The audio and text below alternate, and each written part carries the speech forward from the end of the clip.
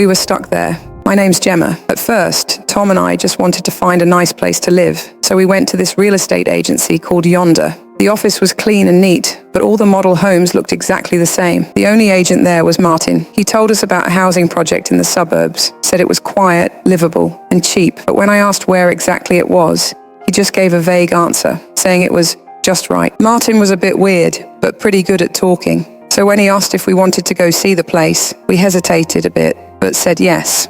Martin drove ahead, and Tom and I followed in our own car. We got to the neighborhood pretty quickly. The houses looked exactly like the models, copy-paste identical, all lined up neatly, but there wasn't a single person or car around, just rows and rows of greenhouses stretching out with no end in sight. We stopped at house number 9. Martin took us inside to show us around. It was fully furnished. He even pulled out champagne and strawberries from the fridge as a welcome gift. Tom and I politely turned it down, saying we had to drive. Martin looked a bit disappointed, but he quickly moved on and took us upstairs to see the baby room. The walls were already painted blue. Then, out of nowhere, he said, "Number 9 is not a starter home. This house is forever." The way he said it, even mimicking how I'd said, "We don't have kids yet," was seriously creepy. Up in the backyard, and I turned around to ask something, but Martin was gone. He hadn't followed us out. When we went back inside, he'd just disappeared. At first, we thought it was kind of funny, but then we realized we couldn't get out. No matter which way we walked, we kept ending up in the same place, the same house, the same door. We started to panic and jumped in the car, trying to leave. But no matter how we drove, we kept looping back to the same spot, house number 9. Dark, and the car ran out of gas. We had no choice but to go back inside that house for the night. I opened the fridge to grab that welcome gift, but the strawberries had no flavor at all. That's when I first felt a deep, bone-chilling unease. We kept trying to reassure ourselves. Maybe the GPS is wrong. Maybe we're just lost. Martin will come back soon. But when it got completely dark, we were still standing in front of number 9, and that lifeless neighborhood hadn't changed at all. That's when I finally understood. We were trapped. Tom climbed up to the roof with some tools and saw an endless sea of identical houses. He decided to use the sun to try and find our way out. But after walking all day, exhausted, we ended up back at house number 9, box in front of the door. Inside were some vacuum-packed, tasteless meals and basic toiletries. I was furious. I ran into the middle of the street and shouted, "Who are you? What do you want from us?" Tom suggested burning the house down. I didn't stop him. I watched as he lit the kitchen curtains on fire, and the flames quickly spread through the whole place. Thick smoke shot up into the sky. We stood in the middle of the street, yelling and waving our clothes, trying to get someone's attention. But the whole world was terrifyingly silent. No wind, no birds, no response at all. The fire burned all night. The smoke was so strong I could barely keep my eyes open. But when the first light of morning came, we saw house number 9, completely untouched. Then I saw a box on the ground. Inside was a baby. On the box it said, "Raise him, and you will be set free." I believe it was real, but he barely ate, showed no expression, never smiled at us, never reached out to be held. He just stared at us with those unnaturally deep eyes, as if he could see right through us, as if he was studying our behavior. What disturbed me the most was how fast he grew. In just a few days, literally just days, his body rapidly expanded into that of a 5 or 6-year-old. He started to speak, but the way he spoke wasn't right. Child, his voice, his words, his tone, they were all copied. Commercials from the TV, arguments we had at the dinner table, Tom's whispered ramblings late at night. He could repeat them word for word. He didn't cry, didn't laugh. He just stared at us, always with that unsettling gaze. He wasn't human. We tried to adapt, tried to treat him like an ordinary child, but we could never ignore how unnatural he was. I did my best to care for him. He would run wildly around the living room. Then he stopped suddenly, stood in front of me, tilted his head and asked, "Overwhelmed again, mother?" He didn't ask again. Instead, he suddenly let out a scream, sharp and shrill, like a power drill driving into my ears. Tom rushed in. We both knew what it meant. He was hungry. We scrambled into the kitchen, grabbing cereal and milk, hurrying to get breakfast ready. As soon as the bowl hit the table, he went quiet. The 3 of us sat there, eating together. Deep down, I knew this was nothing more than a forced game of pretend. We finished eating. Tom, as usual, stuffed the empty boxes and wrappers into that cardboard box and left it by the curb. That box was our only link to the outside, and the outside had never shown itself. I saw Tom flick his cigarette without looking, and strangely, The moment it touched the ground, it burst into flames. The fire spread fast, tracing a circle across the lawn. "This thing," Tom shouted, rushing over and slamming the pickaxe down. It hit something that didn't feel like soil. We exchanged a glance, and he immediately went to grab more tools and started digging. At first, I helped too, but after a while, I realized it was pointless. He ignored me, focused only on tearing into the ground. I stood up and glanced toward the street. The box was gone. I asked the boy if he took it. He shook his head, eyes wide open, not blinking once. I asked Tom. He didn't even look up, just muttered, "No one cares about that damn thing." That night, while Tom was in the shower, I lay on the bed, staring at the ceiling, and quietly asked him, "Why do you have to dig that hole?" He looked out, drying his hair, and said quietly, "There has to be a bottom. It has to lead somewhere." We tried to be intimate, hoping to escape reality through it, but I didn't expect the child to be standing just outside the door, peeking through the crack. In that moment, a chill ran through me. The next day, after breakfast, Tom went back to digging. I offered to help, but he said he wanted to do it alone. The boy started barking again, imitating a dog, then turned on the TV. The screen showed strange fractal patterns, lines squirming as if they were alive. He stared at it without blinking. I stared at his face, barely able to breathe. Every day felt like an endless loop in hell. Tom's mind was unraveling, bit by bit.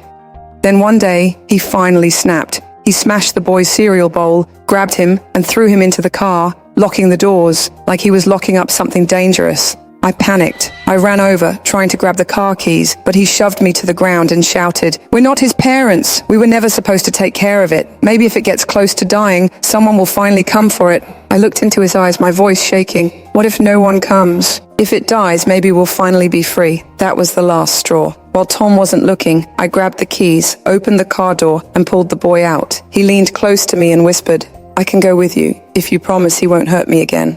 After that, everything changed. Tom started sleeping in the hole he'd been digging. He never came back inside. I took the child out with me. We had picnics, played games. He learned how to smile, and he was good at it. Too good. But I knew it wasn't real. At night, I would often lock myself in the bedroom and cry alone, overwhelmed by fear, confusion, and despair. Morning, I woke up and found he was gone. My heart started racing. I ran outside to look for him, circling the area, and somehow ended up back at house number 9. He was standing at the edge of the hole, holding a strange book in his hands. It wasn't a normal book. The cover felt like leather, and inside were pages filled with unreadable symbols, along with those same fractal patterns from the TV. Eerie, humanoid figures and diagrams of structures that looked like throats. That night, I asked him, "Where did you go today?" He kept his eyes on the book, flipping through the pages, and said calmly, "I'm solving a puzzle." "Solve it?" "A lot of it." "Did you see someone?" He looked at me, then slowly nodded. I'm not allowed to say. Suddenly, an idea came to me. "Let's play the imitation game," I said softly. He smiled and nodded. First, he imitated me, my voice, my tone, even my gestures, perfectly. "Imitate the person you saw today," I said. He suddenly went silent, then tilted his head back and puffed out his throat.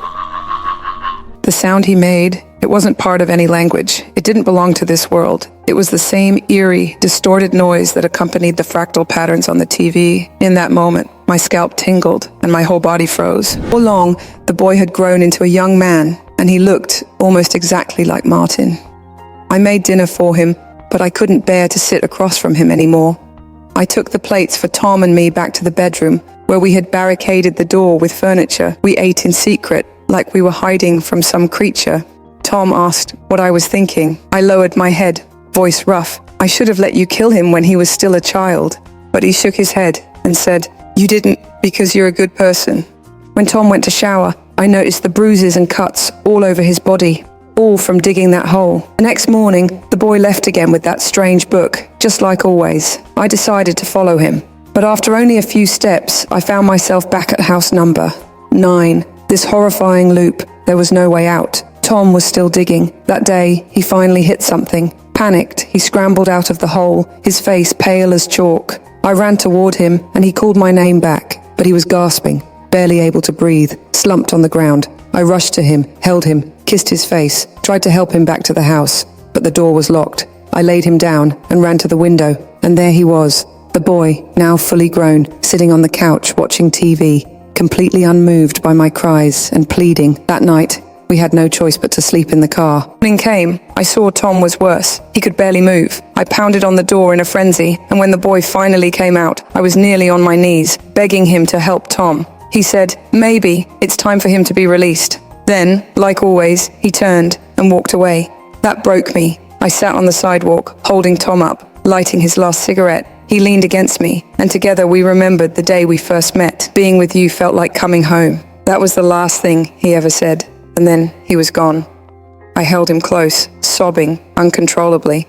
The boy came back with a box. I had fallen asleep, curled up against Tom's body, but the noise woke me. I opened the box. Inside was a familiar vacuum-sealed bag. My heart shattered. I stumbled back, crying, begging him not to do it, but he didn't even flinch. He packed Tom's body into the bag and without hesitation, tossed it into the hole. I ran after him, but there was nothing I could do. Just stand there and watch as he finished it. The next morning, I hid in the car, waiting for him to leave. When I saw him step outside, I crept up behind him. As soon as he turned his back, I raised the pickaxe and brought it down, but it only tore his skin.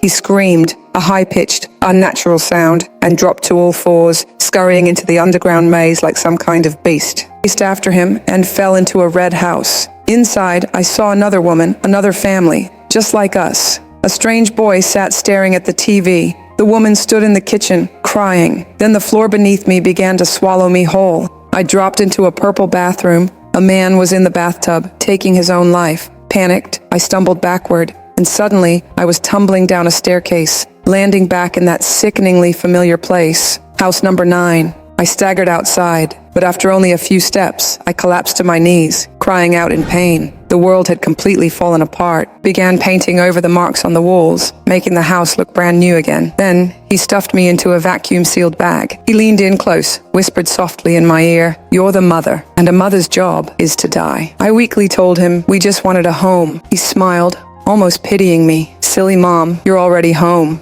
With the last bit of strength I had, I said, "I'm not your mother." I didn't care. He zipped the bag shut, dragged me outside, and threw me into the hole. Then, he shoveled the dirt Tom had dug back over me. The grass grew back on its own. Everything returned to silence. He filled up my car with gas and drove into the city. He walked into that all-too-familiar real estate office and found Martin, now old and dying. Martin handed him his name tag, then took his final breath. The boy pinned the tag to his own chest, opened a drawer, took out a vacuum-sealed bag, stuffed Martin's body inside, attached a receipt, rolled the bag up, and slid it into a larger drawer. In the final scene, he sat behind the desk, ready to welcome the next happy couple through the door. And me and Tom, we were now part of the cycle. Forever, no way out.